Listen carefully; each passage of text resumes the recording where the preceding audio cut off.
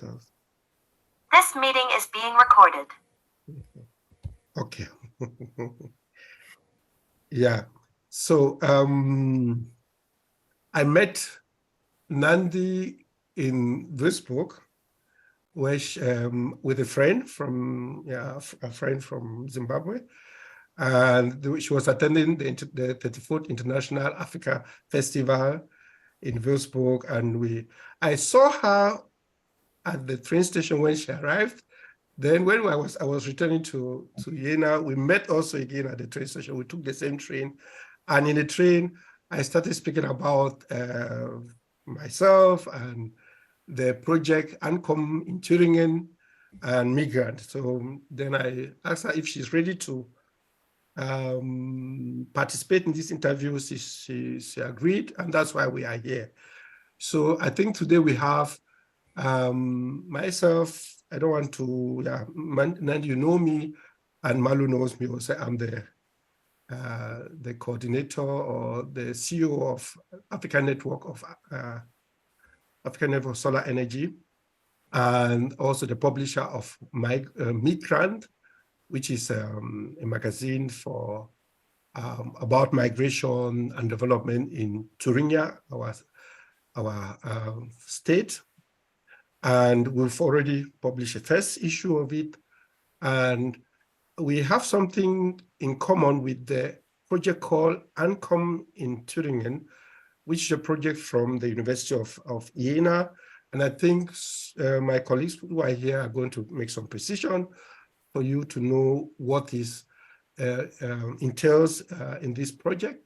But the thing in common is that we are trying to interview people from migrants. In this case, the specification is Sub-Saharan Africa.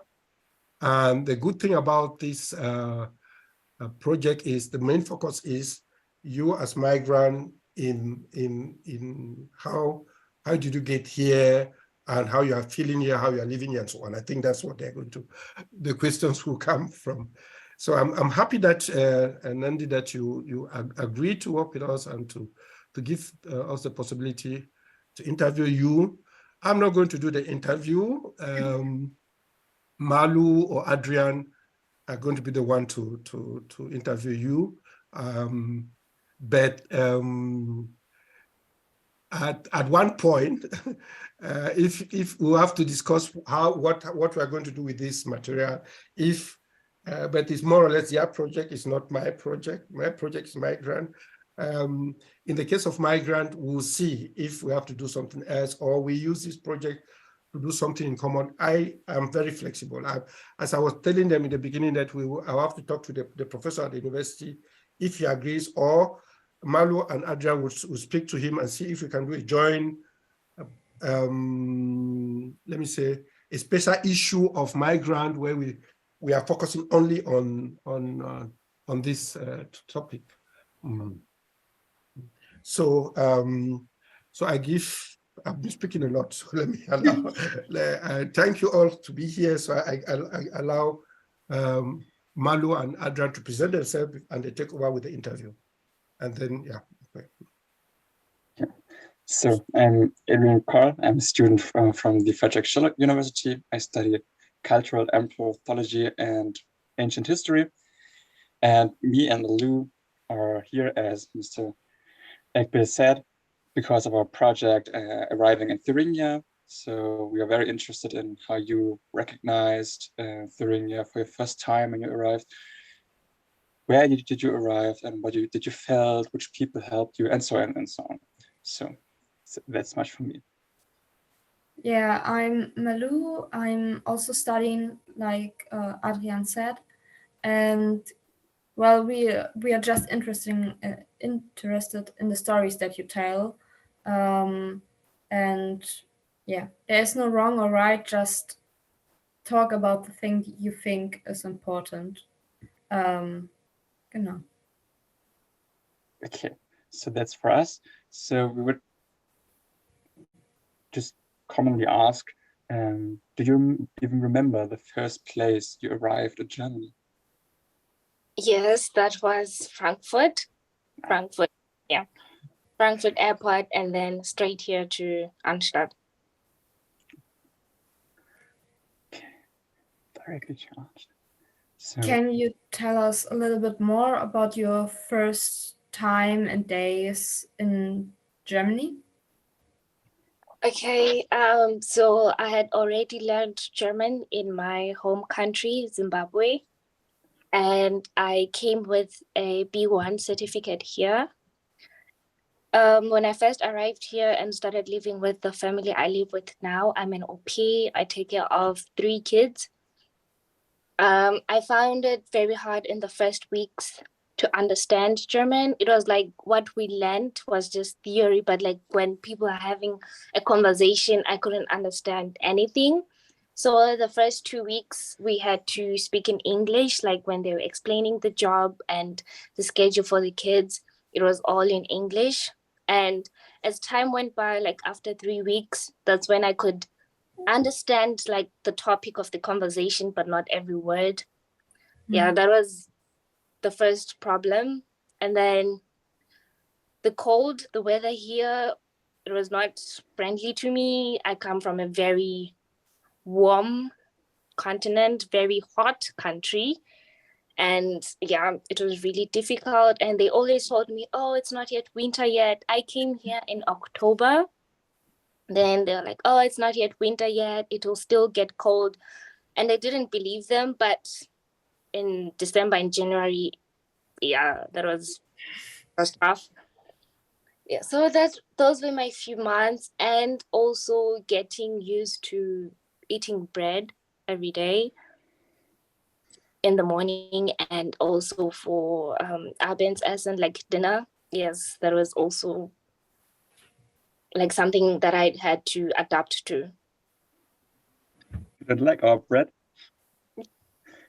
Weißbrötchen, ja. Dunkelbrötchen, nein. Yeah, we have an exceptionally bright or wide spectrum of bread sorts. It's World Heritage, at least. So I would know, or I want to know in case how when you got here, did it have any special luggage with you? Some things that you took from your hometown to Germany, for example, as a memory or something else? In fact, there is, yes, I have the small blanket.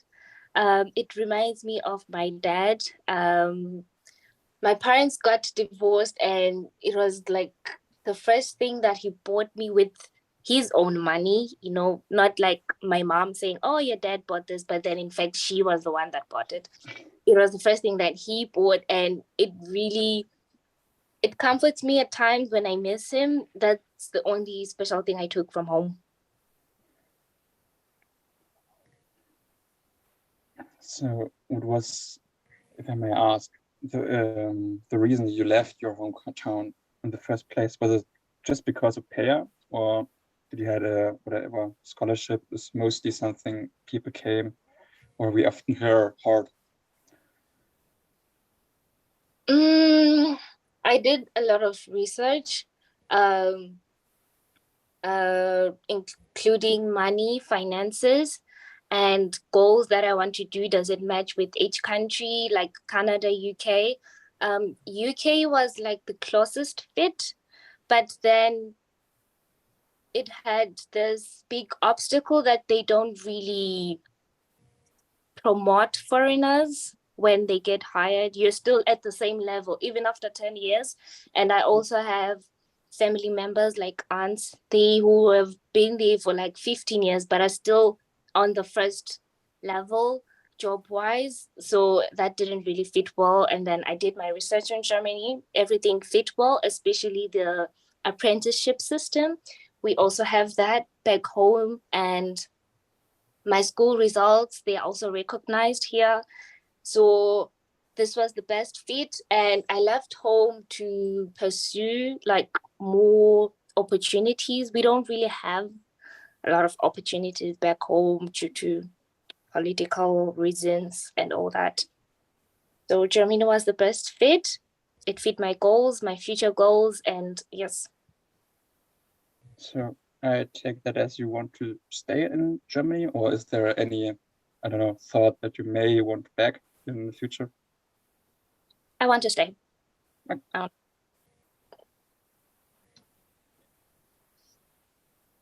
Did you travel on your own, or were there any people that helped you, for example? No, I traveled on my own. I am the first in my intermediate family to travel this far at 19. It was scary for my mom. She couldn't let go. She promised not to cry, but she cried. So yeah, it was scary at first. I thought I would get lost, but I didn't. So here I am. So what was the certain feeling when you arrived at this big airport in Frankfurt? Quite overwhelming. It was, and I arrived at night, so that also made me very anxious. And you know, I was raised to be strong and keep on moving. Panicking is not in my vocabulary. Oh, my dad would. Anyways, yeah, panicking is not in our vocabulary. So I had to just follow the signs to like where I was going to meet my host dad. He would say that he will be waiting outside with a card with my name. So I just trusted my gut, and I also followed other people. I'm like, okay, I came with these people, they're going in that direction. Let me just follow them. Maybe we'll end up somewhere and I can see my bags. But yeah. Did you arrive in 21? There was Corona, right? Really? Yeah. I think she No. arrived 22. Yeah, in 22 last year. Yeah, I'm sorry, I was in the wrong year. Was it difficult to socialize when you arrived because of Corona, or was that just not a topic? Or yeah. No, it was not a topic anymore. And here, I believe it's hard to socialize because it's a small town. It's not like Berlin and Frankfurt. You go to a bar, you meet anyone, you make friends. Here, it's really quiet. And yeah, I had the opportunity to make friends at the Illuminau University, where I was doing my B2.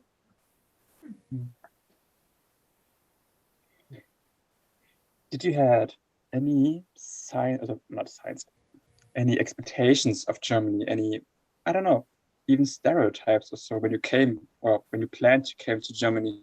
Did you have any even fears, or were there expectations in this way? Stereotypes, there was one particular when, like, back at home, people would ask me, oh, what are your plans? And I would say, oh, I'm going to Germany in like 2 months. They'll be like, oh, it's not nice, it's hard to make friends, they're not sociable, you'll be so lonely. Everyone said that. And what was surprising is the people that say that have never been to Germany. You can't tell me about a place where you haven't been. It's like someone wants to go to the Maldives and I'll say, oh, you'll die of these diseases or what. No, but that was the stereotype that took me alight, that German people are not nice, but they are nice. They're so friendly here where I live. Maybe in other places, I don't know, but here where I live, they are so nice. Everyone just smiles at you and says Guten Morgen. It's so warm here in Arnstadt. Let me specify that, here in Arnstadt. Yes, that was the only stereotype that I heard. I had I had an expectation that it would be really cold, and it was. It was freezing here, and winter was hard for me. I couldn't adapt. It was really difficult. It made me want to go back home. I was like, no, I can't survive in this country. This is too cold. But then I made it through winter, so everything is okay.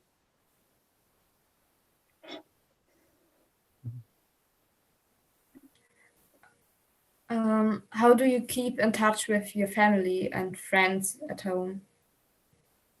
We talk on WhatsApp every day. literally every day. I call my mom every day. Yeah. And is she still anxious about what you do, or has she now, I don't know how to say it, does she now feel a bit safer now that the time is gonna go on with it? I guess now she's more relaxed because we could call like only like once a day. When I first came, she would call me like 5 times a day. What did you eat? Are you okay? Are they keeping you safe? What happened? Are you sleeping well?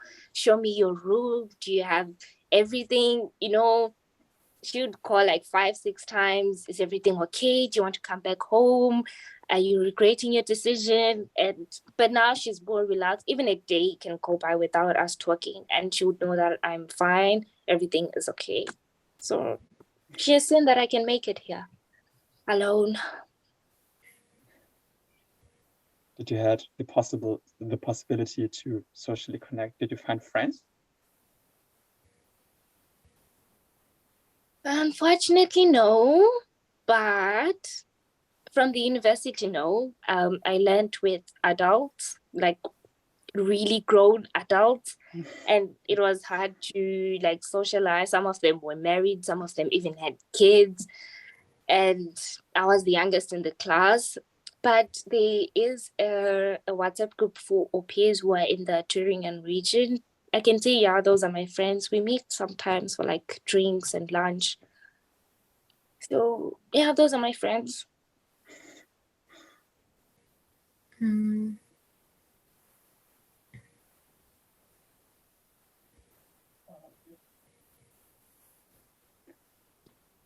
Besides friendship and socially, what do you do on your own in your free time, for example? Did you find any new hobbies, or did you have the chance to continue any hobbies you had back in Zambia?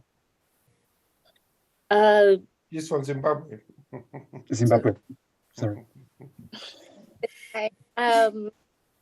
I tried cycling, didn't go well. It didn't go well. It was a total disaster. I fell. I almost broke my leg. Total disaster. And right now, I want to try swimming as a hobby, you know. But I did keep some of my hobbies like reading. I love reading. I'm a bookworm. I'm always reading novels. So yeah, I still do that sometimes during the weekend. Yeah. Yeah.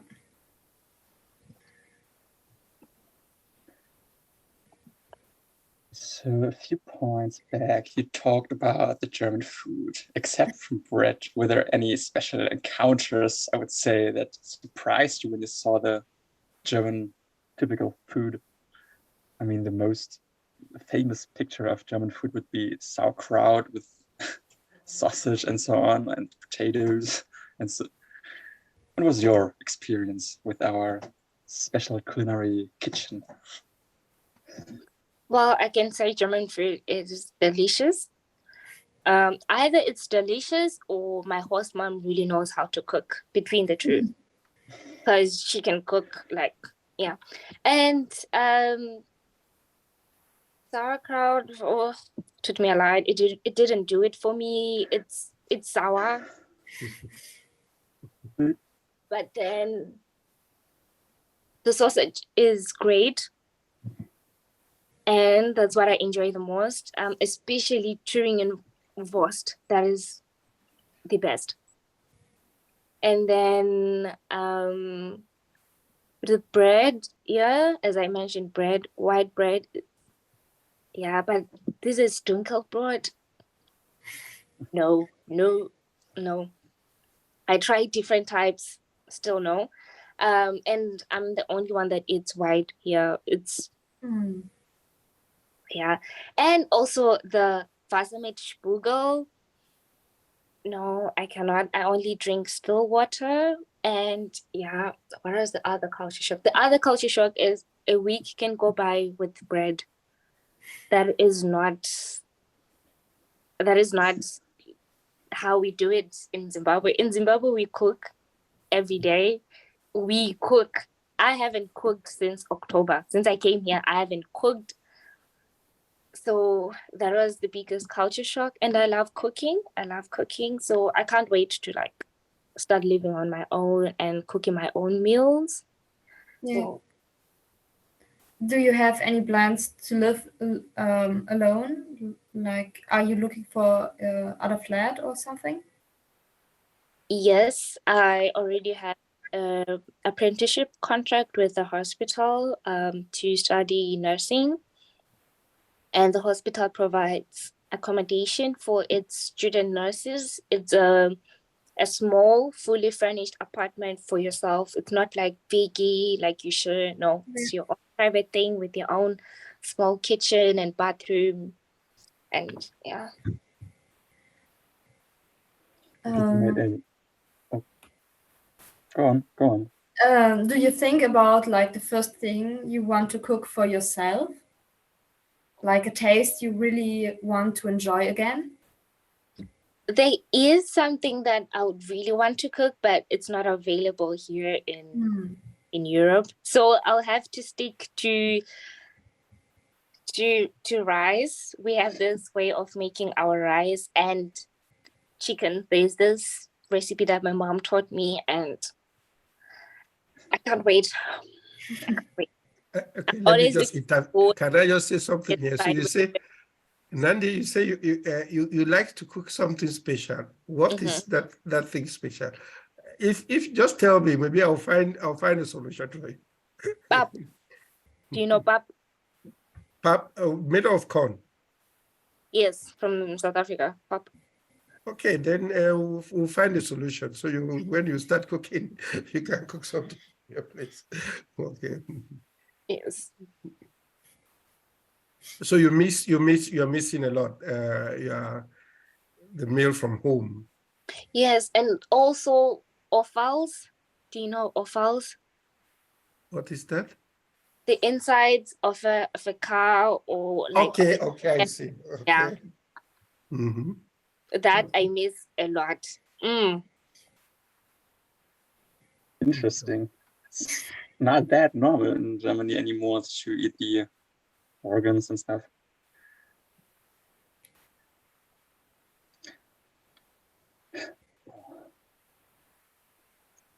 But besides food or food itself, were you ever out and not cooked yourself your food from home, but did you have had the possibility to go somewhere else and eat your food that exists in your hometown? For example, as you said.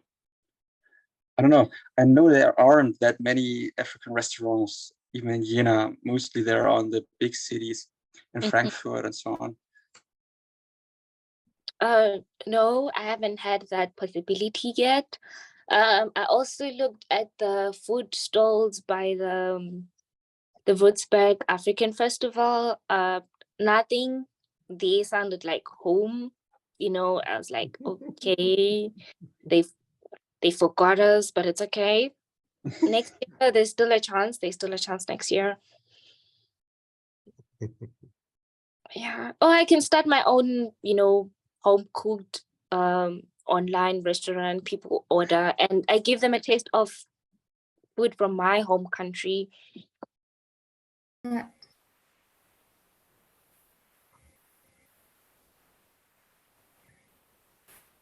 Okay. So there's another thing I would really want to know is when you arrived at Germany, you probably needed to go the next day to the foreign the agency for foreigners, I think, or to something else. I don't know. Can you tell me about your experiences by your first encounter with these agencies? What agency? Normally, migrants who come here from Sub-Saharan or even somewhere else, they normally go to the foreign offices, is it, I think? Because they get their papers there or register there and so on. Like Ausländerbehörde. Okay. as far, sorry, it was okay. It was it was really great. I didn't have any problems. The process was so quick.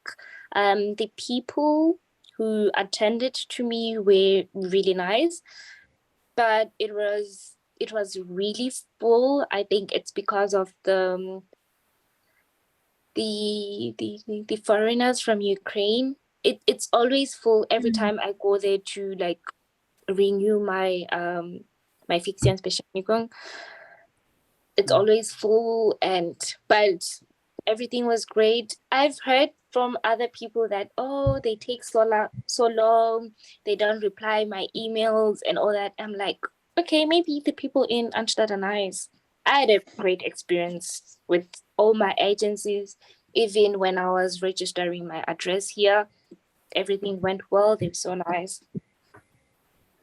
Would you say that our bureaucracy in this case is more as a safe? Do you reckon, or do you feel it more as a safety in comparison to your hometown? I don't know how bureaucracy works in your hometown in Zimbabwe. Thanks. Here it's better. That is what I can say. It's really better, but I find the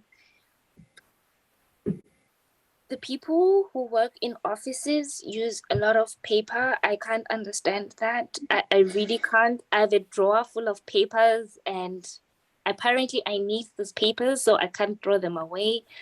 But yeah, people here use a lot of paper, and here it's better because it's updated. Even though they use papers, it's an updated system. By uns, no, it's very backwarded. You go to an office, they don't even have your name there. You have to start like from the beginning again, register again, pay again. But I think it's a scam. They just want more money.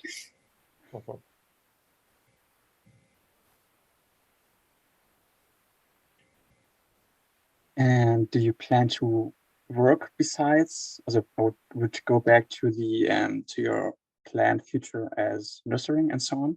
Do you plan to work besides the study? Okay. Do you plan to work besides to study, or is it a dual apprentice? It's a dual. You study while working. But then I plan to further my studies. I want to be a midwife. So nursing is a good start. It will get me like a good feeling of a hospital and people and blood and all that. And then I will further study vielleicht in a university, or I don't think there are dual studies for Hebamme here, but yeah. What made you choose? But I think there is, I think if you come to, there is a possibility at the University of Jena, together with the Fachhochschule, that you can do study for a BSc and parallel you're working at the University Clinicum. We just need to check well.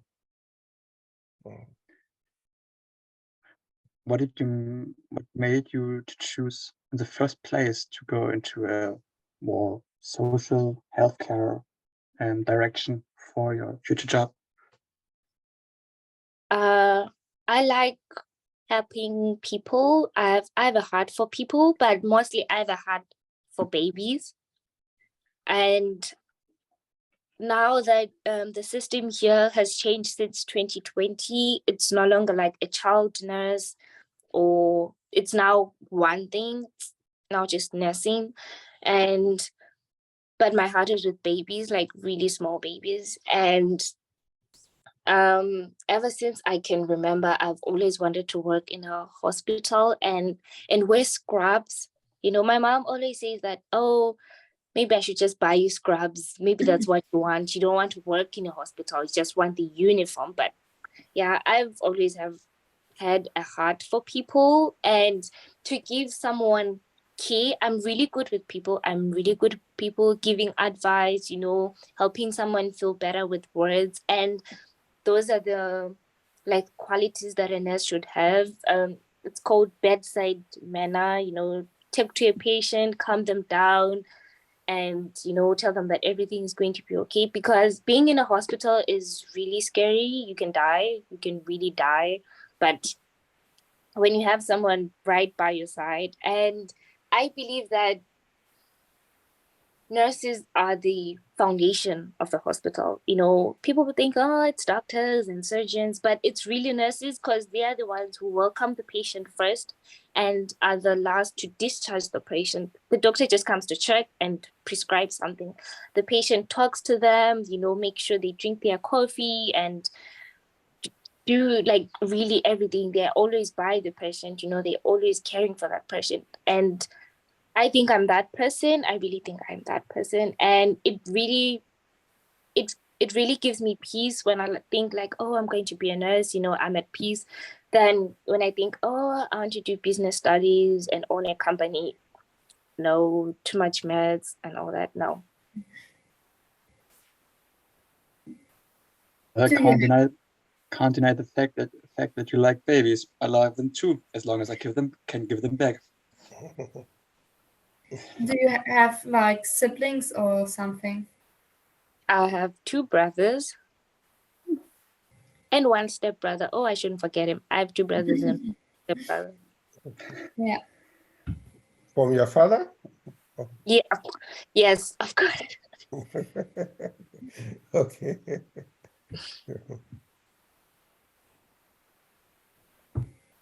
So,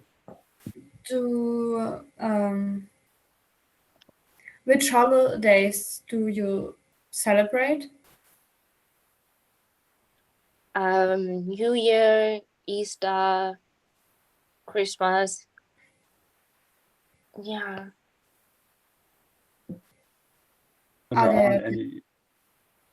So there aren't any local fests or festivals from your even hometown that you can still celebrate or so? Here in Arnstadt? Probably. I don't know if you have the community. I don't know how strong or how big the African community is, or in this case, yours. It's small, like small to 0 in Arnstadt. Erfurt, it's better. You know, in Erfurt, you can walk 5 minutes and you meet someone African. Here, you can spend the whole day walking to town, walking around, and you don't meet anyone. Do you often visit Erfurt?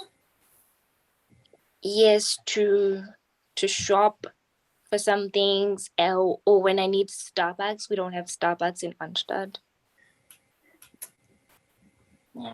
Erfurt is mainly for like shopping and meeting with the other OPs. You know, there's a lot of options for food and everything. In Arnstadt, we have a doner place down the road. It's really, it's a really small city. Yeah. Your job as a peer gives you a very, I would say, privileged and very special position, because you can visit a German household, can see how we live. So what did you experience as your days in a peer? Did you find anything special or even mysterious about the way we live? Or...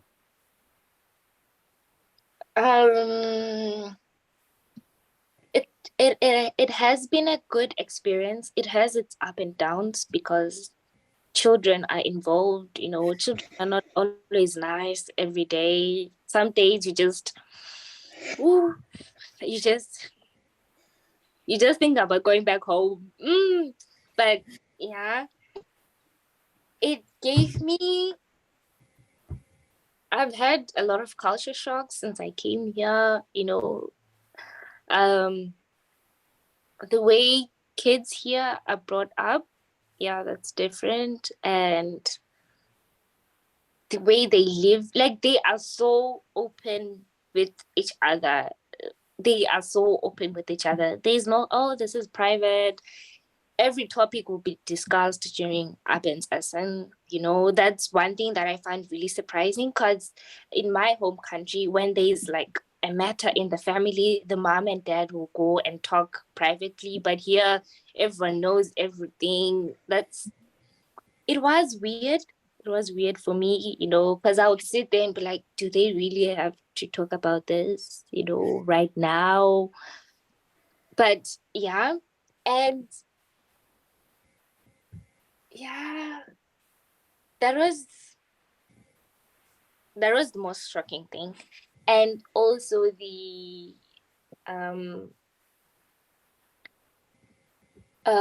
so in our culture, a girl child mostly does everything. That's how you're brought up, you know. That's what your grandmothers and aunties will tell you as you grow up. Oh, as a girl child, you take the plates, you do everything. After everyone is eaten, you bring the water, they wash their hands, you help with the laundry and everything.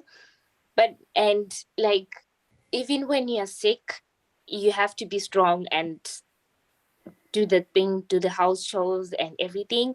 So when I came here, the parents also sometimes do the like house chores and be like, oh, Nandie, you can sit down, it's fine.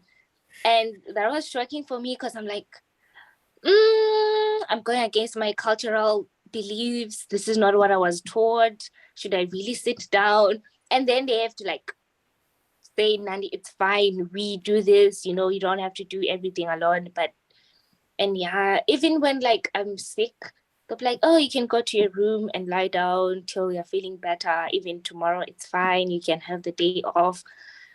And somehow that's not how I was raised. Psychologically, my mind will keep telling me, you're doing something wrong. You are doing something wrong, you know?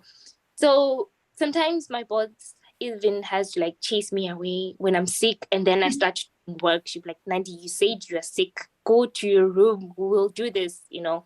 So that was also like something that was different, you know, that I had to experience, like learning to allow my body to feel tired and relax after like a while.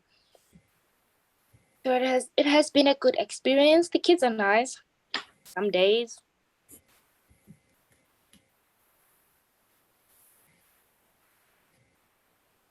About your way in, or your life in Germany, what do you think were the biggest challenges of your whole journey? Doing something alone, being independent. That was like the biggest challenge, and something that I've benefited from my time here in Germany so far. I'm still like a mommy's baby. My mom used to take me everywhere, and I mean everywhere, to church, to meetings, everywhere she went, I was always with my mom. Even when I had to do something, like let's say they sport practice or something, she would drop me off there, and I would not go with the other kids from my school. So when I came here, my bosses are really busy people. They are like super busy. So they're like, okay, Nandie, Dienstag, du hast einen Termin. This is the address. You're going there alone. And I would look at them and like, what? You guys are not going with me? You know, you should speak for me. Because even when back at home, when I was sick and would go to the doctor, I would just sit there and my mom would say everything. Oh, she has been sick for how long? This is the pain. And she describes everything. But here, I had to do everything alone, go to appointments, download some application forms, do my own research to the hospitals that I want to apply to. Like, I had to do everything alone. You know, there was this one time we were at Kaufland with my boss, and she said, Nandie, go and grab bananas. And I remember looking at her and I asked her, like, you want me to go alone? She was like, yes, Daddy, no one can do anything to you in a store or in a supermarket. Go and grab the bananas. I like, no, you have to come with me. And we had a discussion about that. But I ended up going alone. I took the bananas. I came back. I was still alive. So yeah, that was the biggest challenge. But I survived. I've benefited from it. Now I can go anywhere alone, do my own appointments, and everything is going well. So you would say you grew as a person. Exactly. I grew as a person, and also to be patient. Kids will make you patient. Learned patience. Oh, yes. What's your current favorite place in Arnstadt or Thuringia? Effort.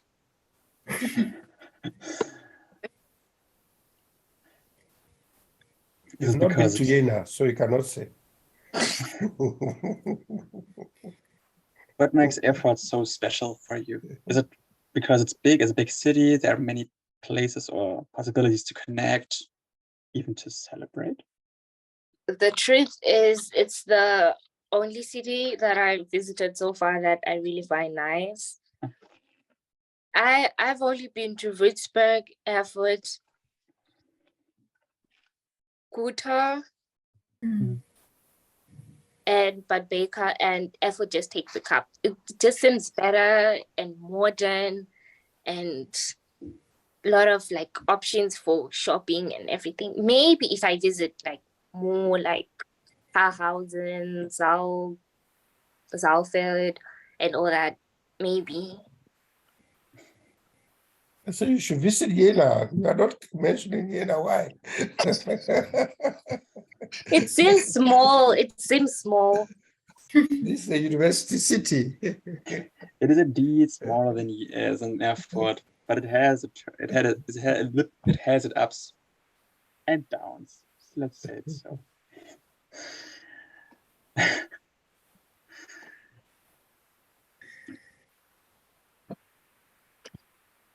About learning the German language, what is your experience of our beautiful,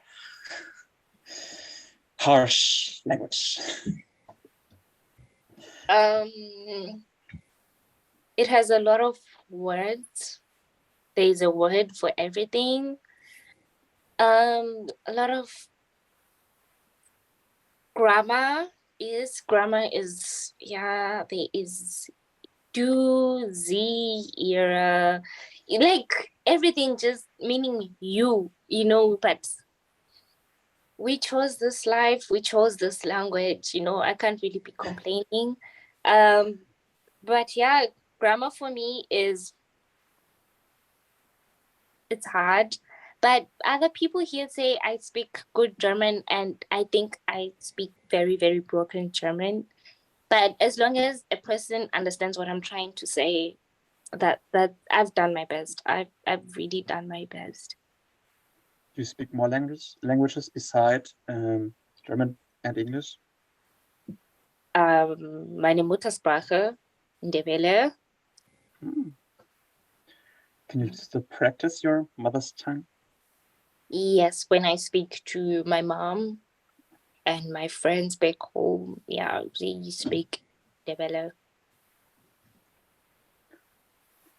So there aren't any communities or people from your country here in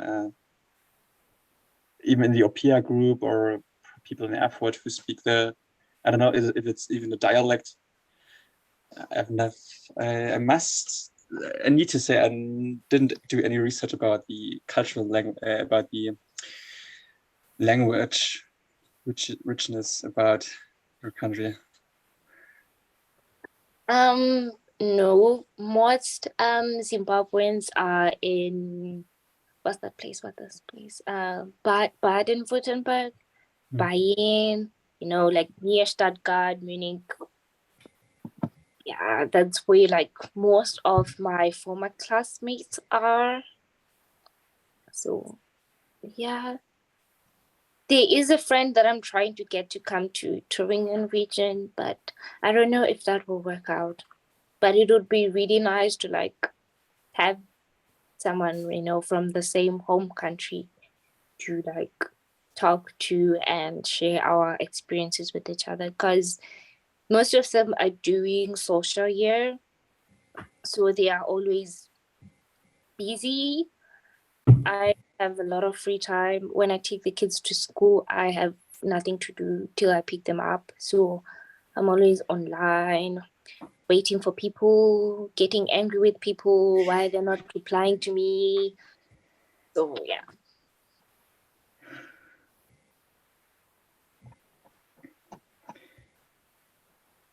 So would you say that you feel arrived in Germany? I feel what? Arrived. So arrived is more a state of, yes, I feel connected to the culture, or I just feel like home. So one could say, do you feel at home in Germany?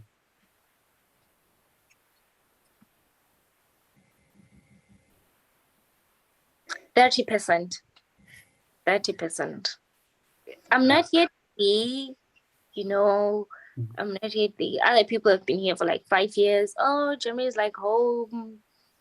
Yeah, maybe I'll get there, but now I'm still at 30%. I'm still trying to find my way, take care of the many papers that I have in my drawer, try and make all the appointments work and remember everything. And yeah, I'm still trying to fit in.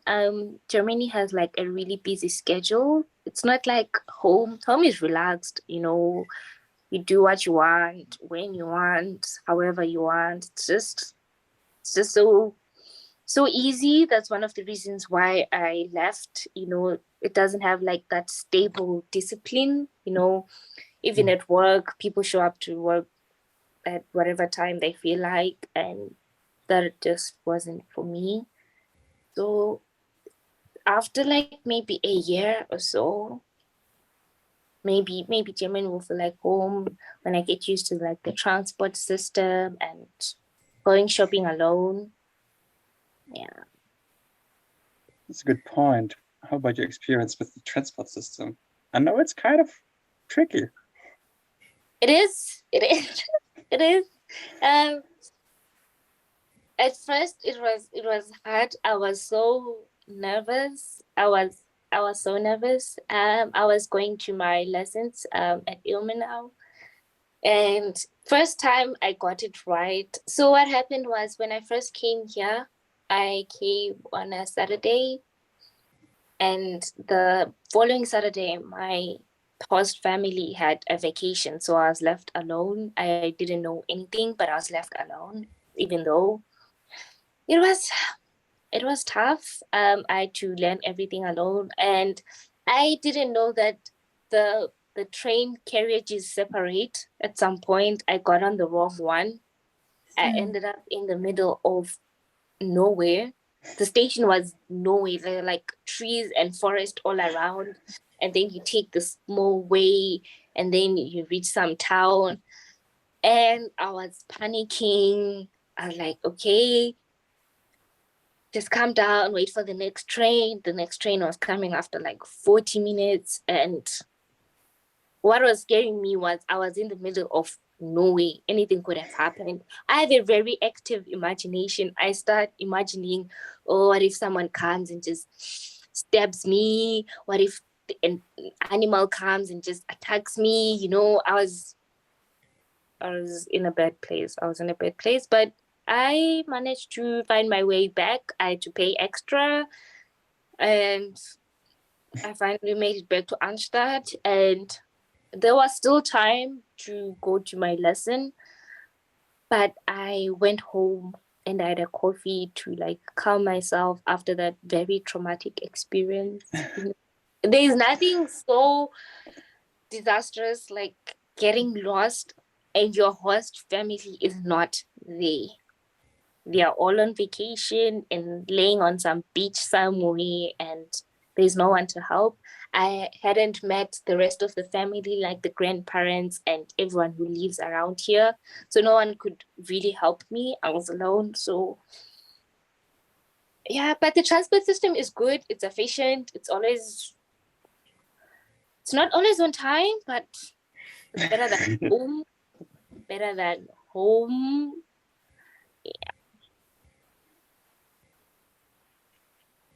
Yeah, understandable.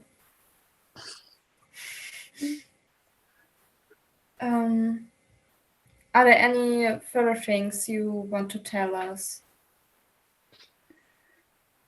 Stories you want to share also. Stories I want to share. Well, I already said I once fell off a bike when we went cycling, and I just stopped after that.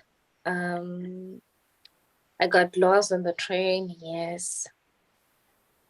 No, those are all the stories. Oh, and there is this time they've these automated doors, like if you go out without the key and you close like the front door, it doesn't open. And this time this DHL postman came with some packages and they were not there. They shouldn't have really left me alone. Now that I think about it, they shouldn't have really left me alone. So I go outside to pick up the packages. I was in my pajamas. I had really messy hair. I had this cream on my face. I was busy, doing some spa at home. No one was there. Basically, I looked like a crazy homeless person, so to say. And the door closed and I was outside and I couldn't get in. And I panicked. Luckily, I have my phone. I always have my phone in my pocket for such things. And I apped them. And then they were like, oh yeah, we are looking at you from our camera. We see you, like, what happened? Then I had to explain. And then they had to call their parents, the grandparents. They were someplace else to come and unlock the door for me because they have like a spare key. And from that day, I learned my lesson. Yeah. Okay. So, do you still have other questions? Then I want you to take the time. If you don't have Malu and Andrea, if you don't have some more questions, I will just take the time to ask us some other questions so that yeah. How did you do your hair? Your hair, because who did your hair for you? Because you say you don't find Africans, and so who did the hair for you? Thank you very much for noticing. I did it myself actually this weekend. Here doing this costs like 140 euros. And back home it costs $20. So you did it yourself? Yes, that is money that as a Black person, I am refusing to pay. I'm not going to pay $140 for this when at home it's $20. So I bought the hair online from Amazon and I did it and it came out better than I expected. That's good. So that's wonderful. So I want to go back to certain question when before you came here. So I want to know about your childhood. You said you have 4 siblings. Where were you born in? So you come from Zimbabwe. Tell me just briefly about your childhood, when you were born, the place of birth, and so on. I just want to get this general information. So I was born in Zimbabwe, in Bulawayo. It's a big city in the Matabeleland South Province, or Matabeleland South State, so that it's like this small states, Baden-Württemberg, and yeah. I was born in 2003, 18 February. I've always stayed with my mom and dad till I was 13. That's when they got divorced. I'm the only girl in my family. I went to an all-girls school. I have very protective parents. You know, this whole dating boys thing, it's not allowed. So I went to an all-girls school. Then I was sent to a boarding. You know, my family thought that it would be best if I go to a mixed school so that I don't,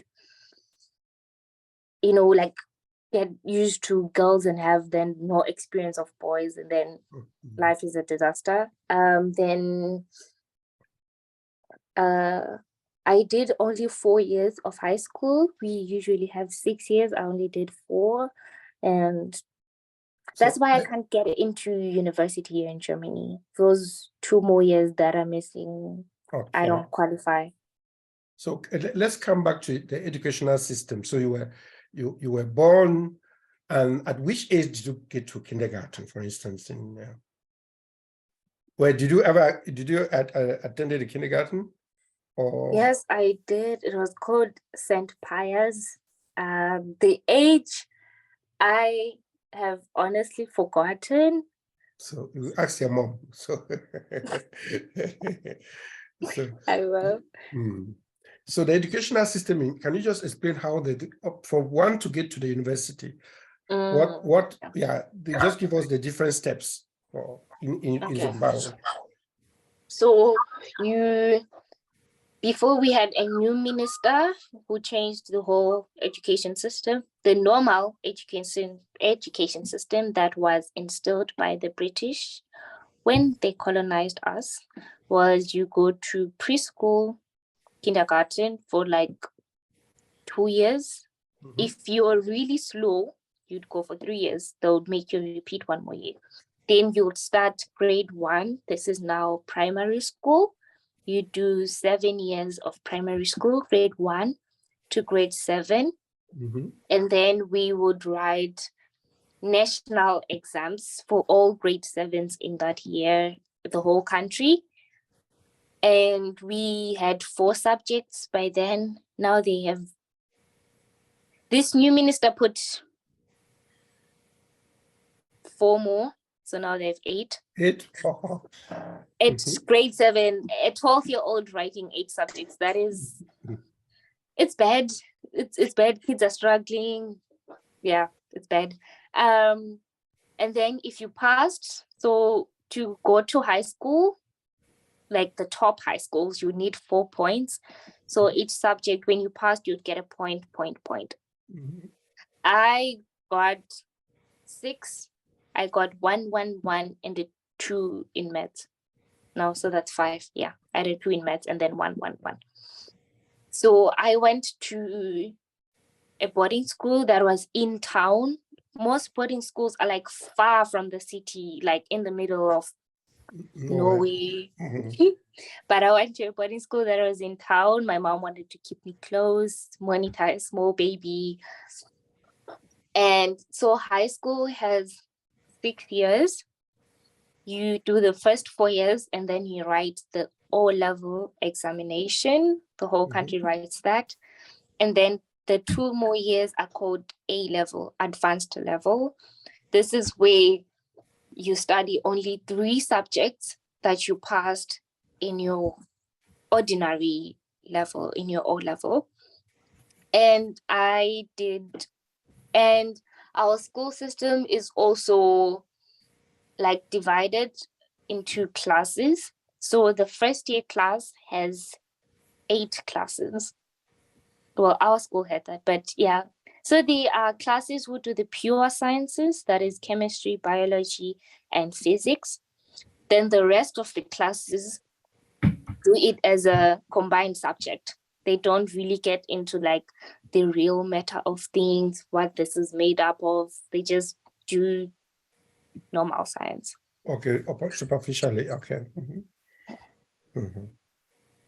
And then when you pass your A-level, so A-level is when you pass a subject, like with an A, you get 5 points. So to get into university in Zimbabwe, you need like 15 points because you would have done 3 subjects. Okay, that's the same thing in at least the system in Cameroon where it's almost the same. You have the ordinary level, you have the advanced level 2 years later. So for you to go to the university, but in Cameroon, you can do. You need at least, you have to pass at least 2 subjects. That you can do up to 5 subjects at the advanced level. At the ordinary level, you can do up to 11 subjects, the ordinary level, in the French, the English-speaking part of Cameroon. Yeah, so you said you did up to all ordinary level, that's what you said? Yes. Okay, that's why you cannot, but, okay, that's why after that you came instead of, you came to Germany immediately or what? After finish your ordinary level, were you at home or you started learning German? What happened between finishing the ordinary level and when did you finish the ordinary level? I finished my ordinary level in 2019. And I honestly had no plans to go to A-level. I told my mom I'm not going to A-level. I believed it was a waste of time and a waste of money because people that went to A-level still didn't get into universities and they ended up selling on the streets. Yeah, yes, true. I understand. Okay. And I was like, no, I will do an apprenticeship. I will do, nursing. So almost all countries besides Canada and America take nursing at O level. So I was like, I have a plan. I know what I'll do. I've done my research. So I'll just take a gap year. And, the year that I decided to take a gap year, it was COVID year, 2020. And I remember telling my mom, I could have paid school fees, we could have bought books and everything, and I would have been at home the whole year, waste of money. So okay. I helped you in a way. But then 2021, that is when I started doing my German lessons. There was still like lockdown in most countries. So there was really no rush. I did A1, took 2 months break, did A2. I was waiting for my visa to come out. It took over a year due to political issues. Okay, let's come back for this in the visa. When did you decide to say, I want to do au pair in Germany? And what process did you take? Okay, from the time you had that decision, what happened until you traveled?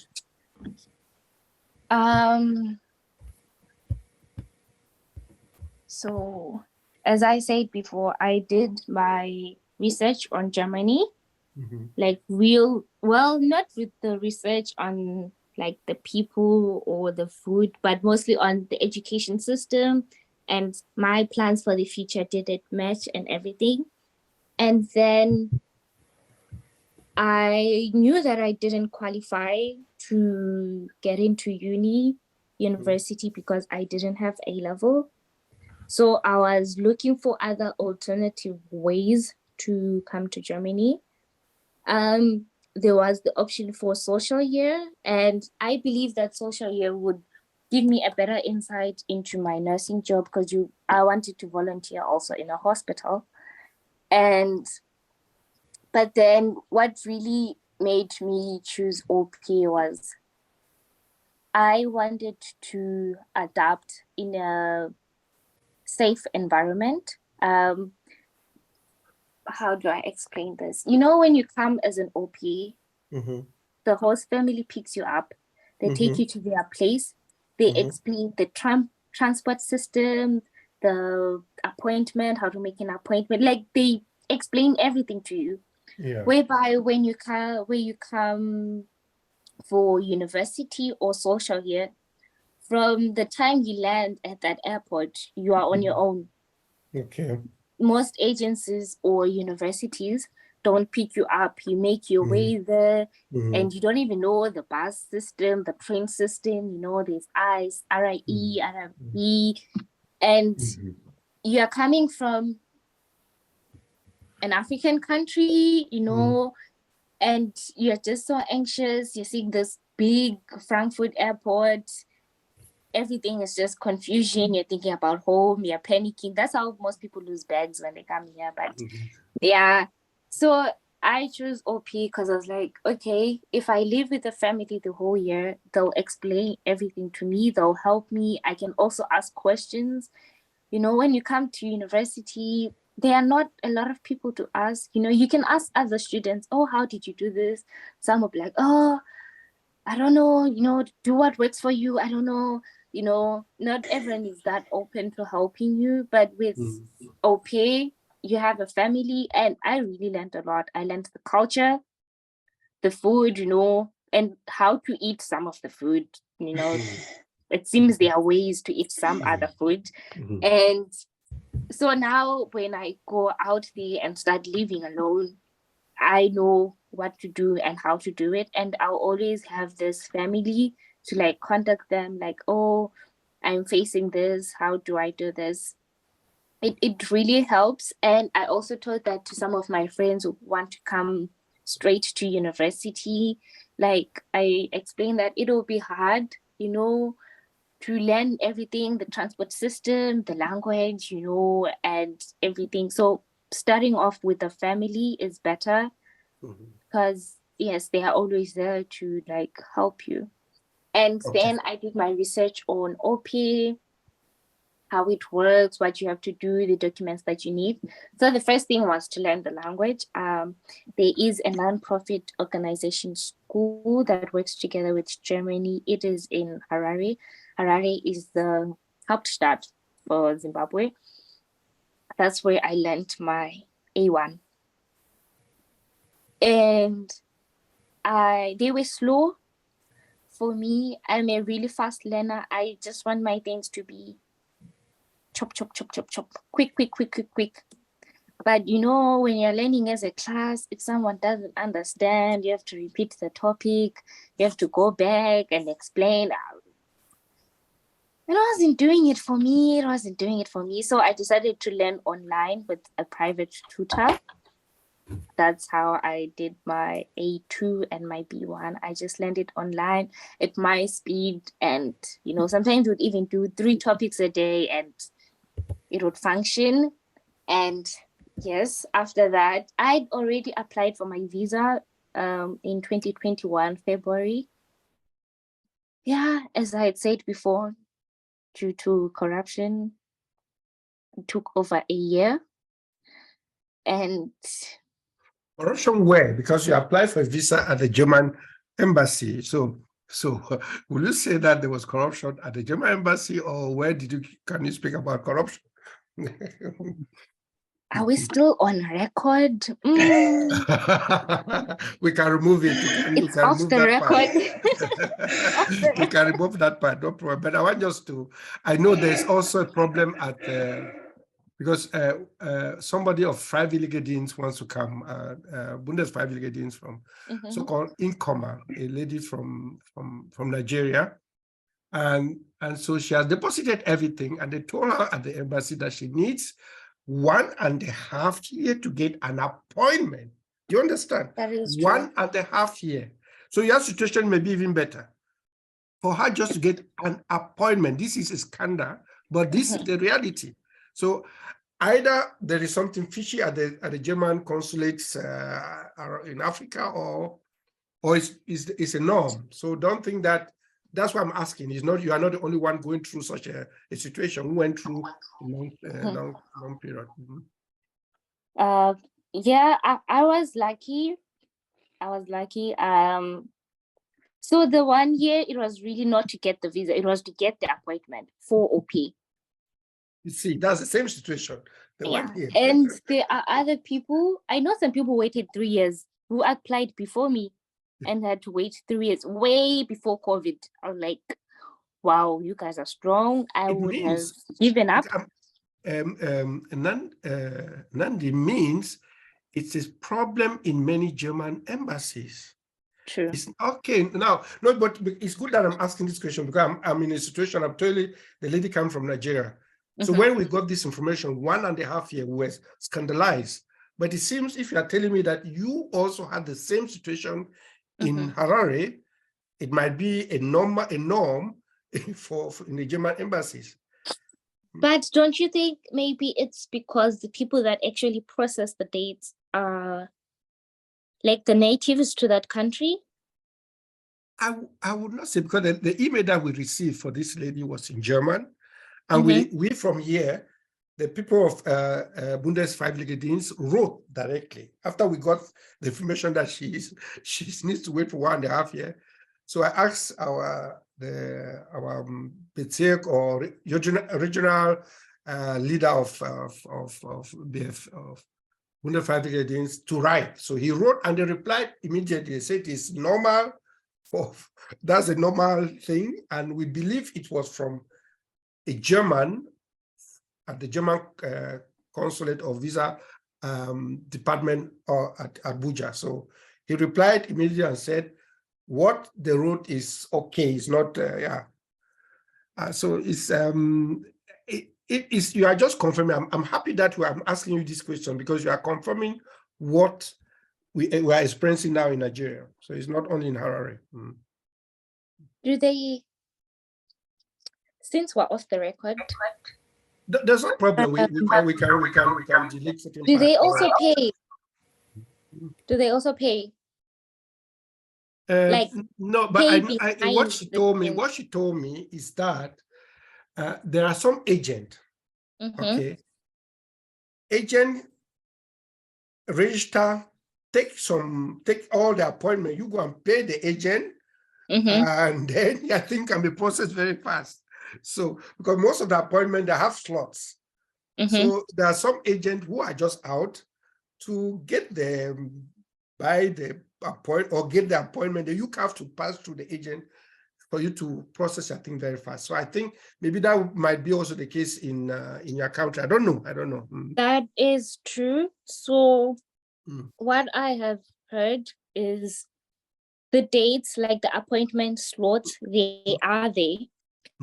But then someone who works there, like writes booked, and then you contact that person, then they're like, okay, I can give you, let's say 17 May for $500. And that date is already free. So what they're now doing is just selling dates. And what's that is the same case in Nigeria. I think that's the same case. Yes. What's now more difficult is now they are selling all the dates. It started with social year, when you'd go to the website and look under like long-term for Ausbildung or like for family like visit visas, the slots were always open. Then they went to OP because I applied in February. Then there's this girl who wrote in July and she got an appointment in August. And then I was like, how? My name should be at the top because I applied for an appointment in February. Then people like, oh, she paid. If you want to go earlier to Germany, you should pay. But, my mom is Christian. She was like, oh, I'm not bribing. It's not allowed in the Bible. We shall wait. And we waited. And so that's really how like the system is working. There's this lady who wanted to bring her parents. She has been here for like 4 years. She did nursing. She wants to bring her parents over to visit. She looked for the guy. The guy said, I am charging 500 for one parent. So that is $1,000. US dollar. Yes. Not Zimbabwean dollar. So because you have to make US dollar, like imagine paying 500 euros and you still have plane ticket and health insurance and everything. And then she blackmailed him and she said, I know who you are and that you work at the embassy. I will expose you and all your little friends there, you know, so make your system right, make your system right, you know. But most of like my friends who came here, they paid. I was the only one who waited. Waited until then you got the appointment. Yes. No, because so when you but pay, they move your name downwards, and then the person who paid like comes on top. So Malu and Adriana, you see, at the German representation in foreign countries, especially in Africa, there's corruption. You understand? Maybe we'll not write it, but you have to know that's the truth. And in the case of Nigeria, I believe, because she told me that's how it works. Agent, you pay, you need, before you get an appointment, which is not normal, ought not to be normal. And so if Germany is condemning other countries that they are corrupt, they should not allow corruption, because they know, they cannot tell me that they don't know what is going on. Even if they've employed locals, nationals, they know what is going on in their embassy. They are not totally blind. Yeah. They know what is going on.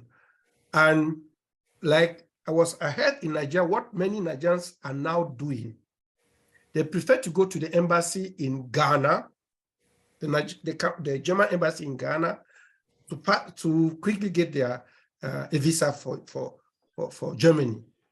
Maybe there it is clean, I don't know. But in Nigeria, you have to pass through such agent, you have to do whatever. And I'm listening is also in Zimbabwe. And I believe it might be also in other countries. I'll have to interview people to know what is going on. And these things should be, at one point, one day, should come to the public. It cannot be normal what is going on. But I don't want to put you into trouble. We'll know how to deal with this thing. Yeah. But so you waited for how many months before you get your appointment? Just for our own, 1 year, 3 months, because my appointment was in February, March, April, May. So means it's But actually what 1 year, 4 months. 1 year, 3 months. You got the appointment. So you deposited everything. Then when did you get finally your visa after that appointment? 3 years later. 3 days later, sorry, 3 days later. 3 days later, okay. So you can say in total, from the whole process took 1 year, 3 months approximately for you to get a visa. Yeah, that's horrible. That's horrible. I don't think any of you here, Malu, if you want to travel to a study somewhere, they tell you in 1 year, 3 months time. You see, that's what many Africans are suffering. We are suffering just to come to Europe. But you will take with your German passport, you can easily fly to, I have a German passport. I even have 2 German passports. So I fly everywhere very easily. But for the other way around, and she's coming to do something good, okay, to help a family and so on. But you're put under stress, psychological stress. You are waiting and you are waiting, which is not normal. Okay, those are things that I wanted to elucidate also here. This coming in is not so easy. Just coming in is not easy. It's a difficult, very, very difficult process for many. Absolutely. I don't even think about like my passport. I just travel to the different country, and it's not fair that other people need to go through so many hoops where I just can show up and drive across some borders. Yeah, and what I would like to also to know, Nandie, the educational content. What did you learn the history of Zimbabwe? Even before we talk about I want just to know the population. Can you give us, at least from your own knowledge, how many people are living in Zimbabwe? And you talk about the languages. How many languages are there apart from English, which is the binding language? And those. And then you talk about the provinces. How many provinces do you have? And so on. So it's very interesting for us, and also a bit about your history. Yeah, are your history taught in school? I would just like to get this information from you. Okay. So before the new minister changed everything, we learned our history, the Zimbabwean history, but after he changed everything, we now learned the Western history, you know, about Germany, the World War, nothing to do with our African history anymore. So our history, we were colonized by the British. I don't remember the years anymore, but I have an A in history. You know, I took history very seriously. So the British came, Cecil John Rhodes. There's even a tombstone of him in Matopos, if anyone knows Matopo. It's a very monumental place, tourist attraction. Everyone goes there to see his grave. He was the one that was sent by the Queen to come and colonize us. So because we didn't know back much English then, it was easy for them to kind of like trick us. They came with beads and clothes and mirrors, shiny things. And they're like, okay, let's make a deal. But the king then, we had a system of king, like hierarchy and all that.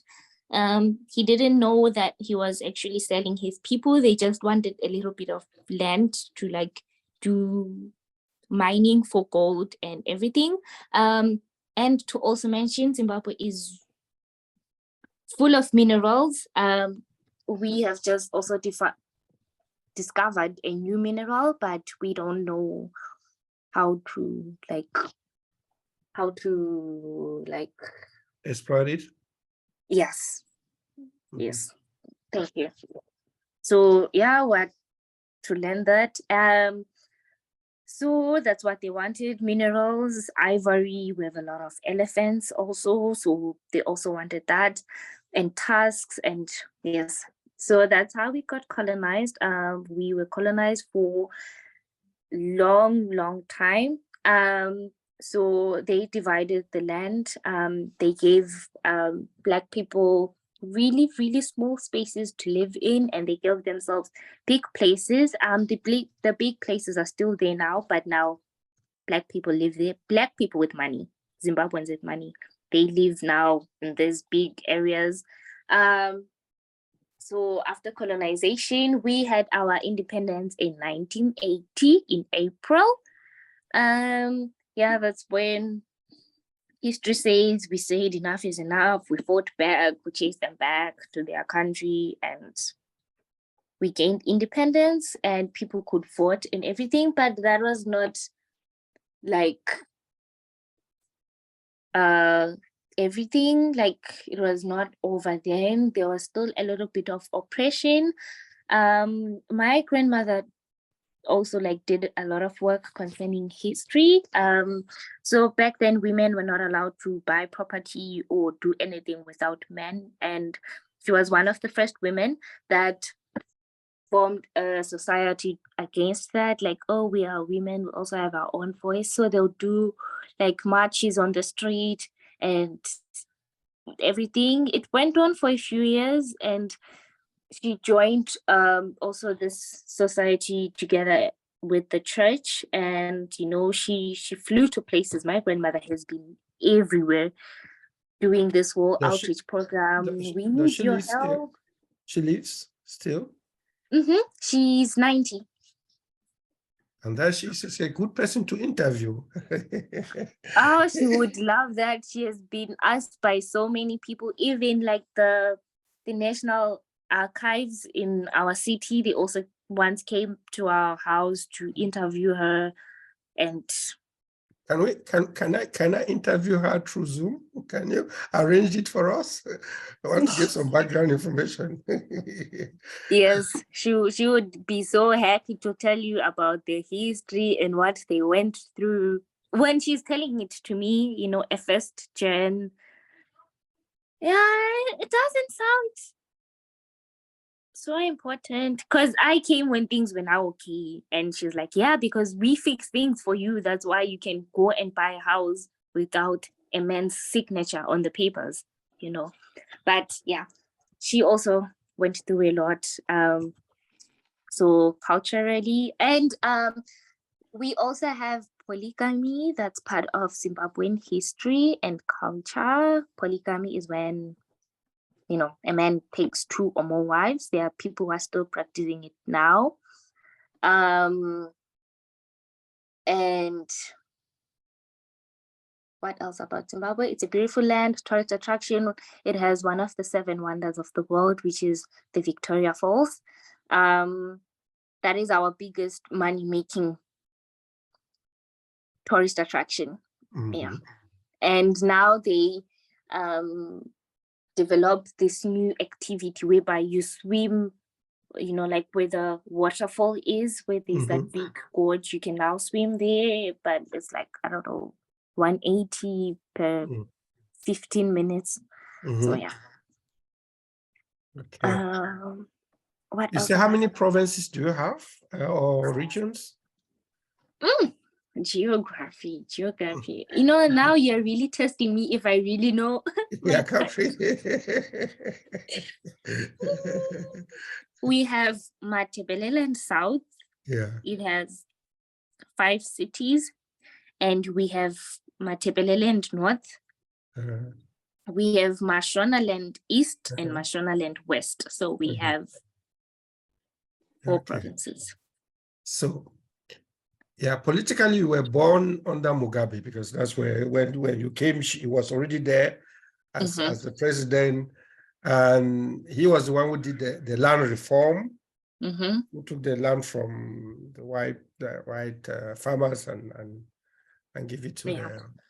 Yeah. So, and he said under Mugabe, you people were learning your history. Then came the new government, and the new government is trying to push back the history and focus on more European history. That's what you're saying. Yes, the new government has really changed a lot of things. So when we're still under Mugabe, we learned our history, our Zimbabwean history, you know, Chaka Zulu, everything. And we also had Christian Union. So Christian Union was it was not really like, it was more like a voluntary Christian small services that every school did on Fridays after school. When the new government came, they took that out. And, you know, in Zimbabwe, let me not say Africa, in Zimbabwe, we are really church goers, you know, and Christians and all that. So that really caused a lot of unsettled, you know, like unsettling feeling with the parents, like, okay, what is this new government trying to do by taking away our beliefs? And then they said, then they introduced this pledge. Parents didn't like it. Like, why are you pledging to dead people? Because it was honoring ancestors other than honoring God.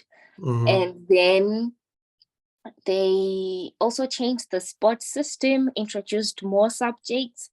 Then they introduced subjects to do with IT technology without actually providing the computers, and then they expect you to pass. So I don't know what their plan is or was, or and so now it's becoming more like cultural. They also built a statue to honor this other ancestor that we learned about in history. And they also put his face on all our money. So that's one of the biggest unsettling things. Like, what is the new government trying to do by putting this person on our money? There's this huge statue of this person in what's the name of the person? Mbuyane Handa. What was he in the history of your country? So I have to ask your grandmom. Okay. So those are things I ask your grandmom. Okay. Yes, but she held something to do with fighting. Okay, to fight for your independence. And okay. Sekuru Kakuvi. Yeah. Okay. Those two were known by everyone in history. Okay. So yeah. So let's come for you said Zimbabwe is a very rich country, and you have now problem with energy. True. load shedding is not only in South Africa, but also in Zimbabwe. And I know that Zimbabwe was receiving energy from South Africa, and South Africa has its own energy problem, and they've decided to cut you from their relay. So, so how you are interacting with your mother? Does she? What is she telling you about the energy situation now? Recently, electricity went last Tuesday. They said it will be back on Sunday. It is still not back. Up to now? So, yes. So she now charges her phone in the office, depending if the town, and when I mean the town, I mean like the city center where there's offices and where people work, there is electricity. Because sometimes Strom like goes away also in the city center. You know, you can imagine electricity, everything going away in Erfurt, like, but yeah. So that is also a challenge. So people are now investing into solar because it is now becoming illegal to cut down trees for firewood because people are finishing trees. You know, it's now a bare land, so there will be a lot of soil erosion. So it's now usually gas and solar. Gas is also dangerous because people have really naughty children who like to touch things, then the whole house burns. So you have to be really careful with gas. You have to, yes. Okay, at least we've touched, yeah. So, but I think, as you said, solar energy will be a solution for Zimbabwe and most of Southern African countries. I know the same situation you find in Zambia, but what the good news is that Namibia is working out a big project together with some German company, Entega, to exploit solar and wind energy, but for hydrogen, green hydrogen production. But the excess energy will be, at the long term, will be exported within the sub-region, I think, to South Africa and Zimbabwe and so on. So yeah, but I think those are the most important things I wanted to know from you now. But you would promise me to put me in contact with your grandmom to get more information from her about the women's struggle, the fight that they did. It's interesting for our magazine at one point. I would like to talk to her. So you can put me in contact with her. Happy. Yeah, I will be happy to interview her and get information from her. I think Adriana and Malu, if you have one more thing to say, or if you want to, I think we've squeezed Nandie a lot. She has spoken for 1.5 hours now. Yeah, thank you. I would say, from my part, thank you very much for all the information that you've given us. And yeah, and I will keep contact. I have your contact, and you have my contact. You have to visit our city, Ayana, although you will see that Ayana is better than Erfurt, and so yeah, we invite you to come here. So thank you very much. So Adriana and Malu, if you have something to say, just say so that we should close. And then I will. Did you take notes, or you need the recording? You, both of you, Adriana and. I have a recording for myself. I made. You recorded of it. Yeah. Okay. But I also cut out the scenes that you don't want in, as you said. No, yeah, you cut out anything that. I think if you finish, also try to send it to her, so that she give her improvement. Because if she don't want to put herself into, there's a mafia group all over that somebody should not shoot her somehow. They are omnipresent. They can also be here in Germany. True. I really don't want any trouble. My father has a really high position in the government. I don't want to be misquoted. And they come for me. He can come for me anytime. I have a fear of my dad. I'm scared of my dad, but yeah. I'm worried. I don't think that this special information will that be important for us. It's more, I think, important for Mr. Egbe, but I will cut it out. So I take this recording, we'll make a transcript probably, and at the end we cut it out. Just send you the original and delete the version with the scene in. So don't worry. Yeah. But I have nothing else to ask. I'm very thankful too for your participation. And yeah. Yeah, thanks also from my side. So Okay, so Malu, tomorrow, how is the thing? Let me put off the recording now. yeah.